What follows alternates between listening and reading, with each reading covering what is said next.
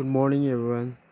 So today we will start a new chapter. So the name of the chapter is atoms and nuclei. So here we have two parts. First part is atoms and the second part is nuclei. So we will study the first part first. So atoms. So here we will study models of atoms. So I think in chemistry last year you might be studying uh, atoms, right? Atoms in your first unit, I think first unit, nah? So there you have studied uh, Dalton atomic model, right? John Dalton.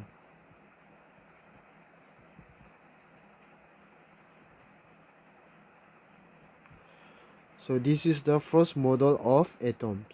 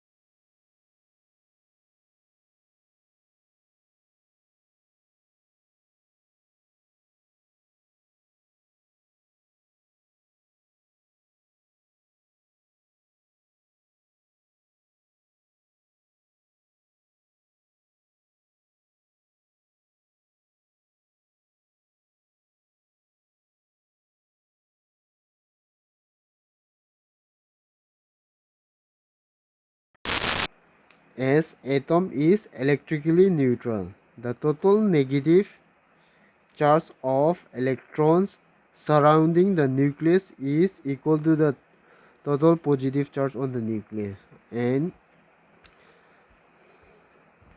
so here we have a very tiny nucleus. So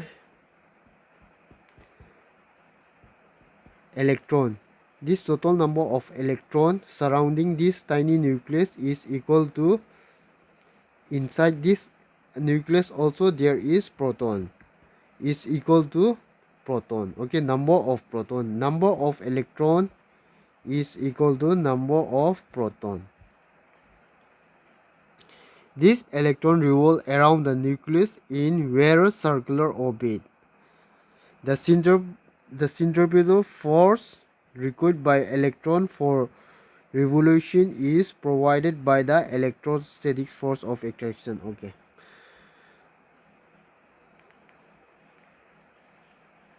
So he says that if this is nucleus, electrons are revolving around the nucleus.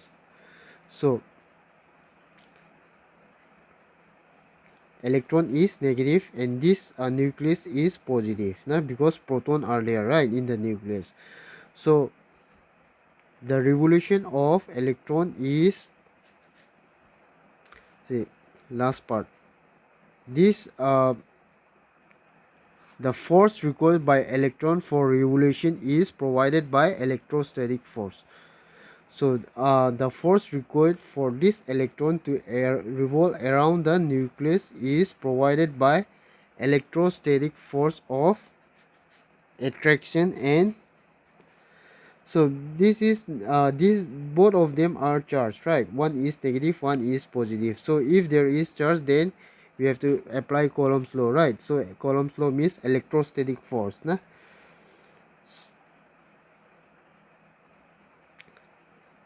So there is an electrostatic force.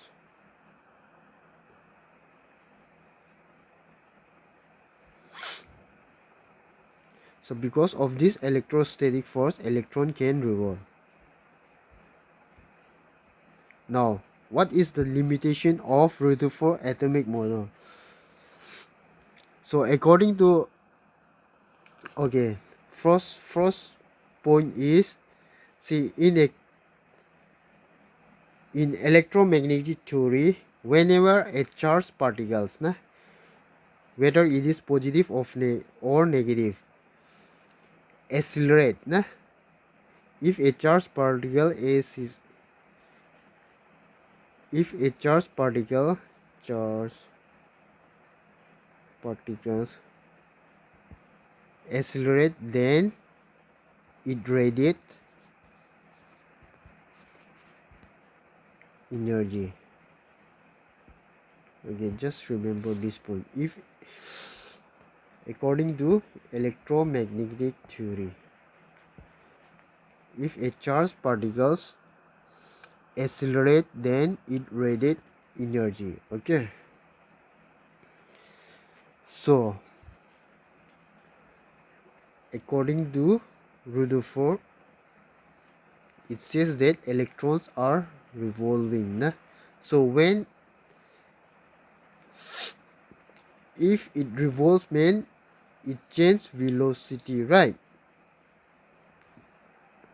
So when there is a change in velocity, then there is acceleration, right? Acceleration formula is what? dv by dt, rate of change of velocity.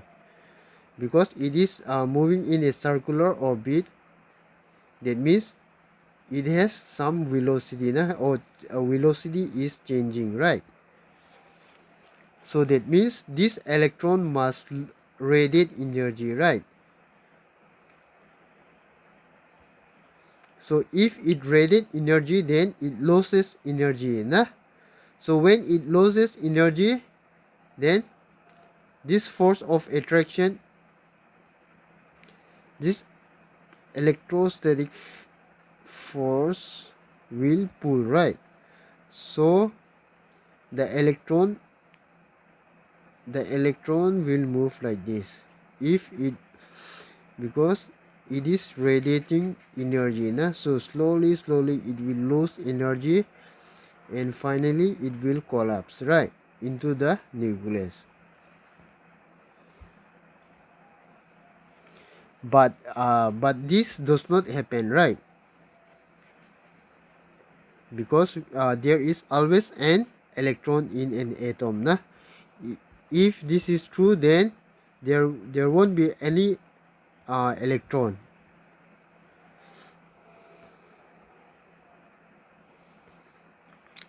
Second point, as the revolving electrons spiral inwards, their angular velocity and hence their frequency at revolution would change continuously. Therefore, frequency of electromagnetic wave emitted must change continuously.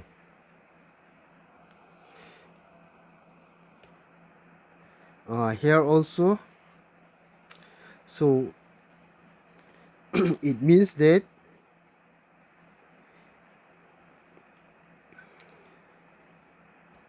frequency of electromagnetic wave emitted must change continuously.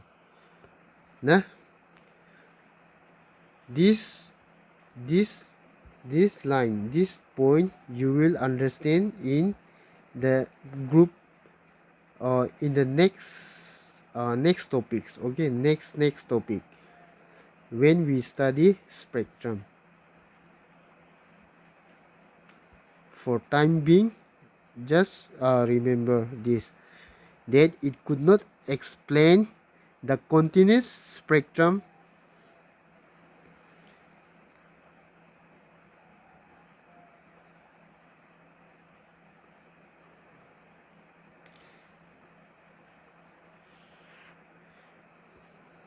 This line, okay, that it could not explain the spectrum of atoms. Okay, now